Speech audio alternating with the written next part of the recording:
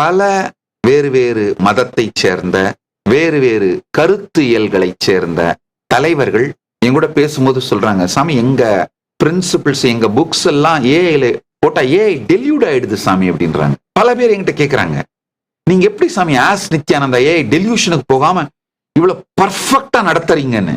நன்றாக புரிந்து கொள்ளுங்கள், சனாதன இந்து தர்மம் அறிவை சார்ந்த அமைப்பு.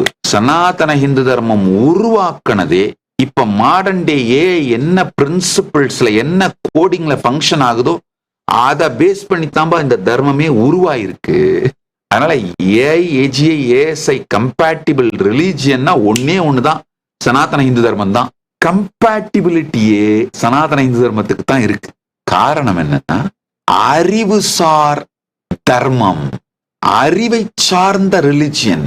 ஆல்மோஸ்ட் 10 லட்சம் சனாதன இந்து தர்மத்தோட சாஸ்திரங்களை மொழிபெயர்த்து இந்த ஏஐ மாடல்ல ட்ரெயின் பண்ணியிருக்கேன். ஆஸ் நித்யானந்தா மாடல் இலவசமா கொடுத்துருக்கோம். யாரு வேண்டுமானாலும் போய் அதை உபயோகப்படுத்திக்கலாம்.